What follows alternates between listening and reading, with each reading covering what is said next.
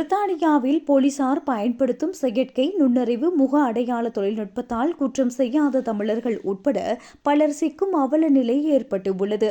இந்த கண்காணிப்பு முறையால் அப்பாவி இந்திய இளைஞர் கைது செய்யப்பட்டு 10 மணி நேரம் தடுத்து வைக்கப்பட்ட சம்பவம் பெரும் பரபரப்பை ஏற்படுத்தியுள்ளது.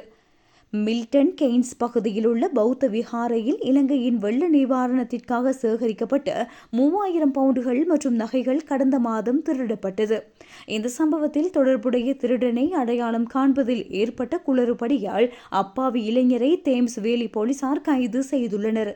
சவுதாம்ப்டன் பகுதியைச் சேர்ந்த 26 வயதான மென்பொருள் பொறியாளர் எல்வி சௌத்ரி தனது வீட்டில் வேலை செய்து கொண்டிருந்த போது போலீசாரால் அதிரடியாக கைது செய்யப்பட்டார்.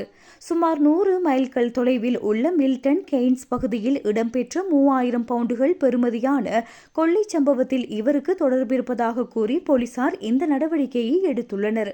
போலீசார் பயன்படுத்திய ஆட்டோமேட்டட் ஃபேஷியல் ரெகாக்னிஷன் மென்பொருள் கொள்ளை சம்பவத்தில் ஈடுபட்ட நபரின் முகமும் எல்வியின் முகமும் ஒன்று என தவறாக காட்டியுள்ளது.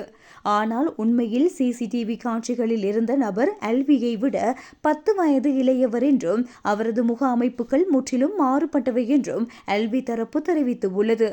இந்த தொழில்நுட்பம் ஆசிய மற்றும் கருப்பின மக்களின் முகங்களை அடையாளம் காண்பதில் அதிகப்படியான தவறுகளை இழைப்பதாக தரவுகள் தெரிவிக்கின்றன. தேசிய இயற்பியல் ஆய்வகத்தின் அறிக்கையின்படி வெள்ளை இனத்தவரை விட ஆசிய மற்றும் கருப்பினத்தவரை இந்த மென்பொருள் தவறாக அடையாளம் காணும் வாய்ப்பு மிக அதிகம் என தெரிய வந்துள்ளது.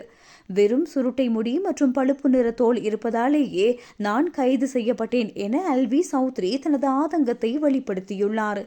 முறையற்ற கைது மற்றும் தரவு பாதுகாப்பு மீறல் ஆகியவற்றுக்காக தேம்ஸ் வேலி போலீசாருக்கு எதிராக எல்வி சௌத்ரி தற்போது வழக்கு தொடர்ந்துள்ளார். தொழில்நுட்பங்கள் முன்னேறினாலும் மனிதர்களின் தலையீடு இன்றி இவ்வாறான முடிவுகளை எடுப்பது பொதுமக்களின் பாதுகாப்பிற்கு அச்சுறுத்தலாக அமையலாம் என சமூக ஆர்வலர்கள் எச்சரித்து வருகின்றனர்.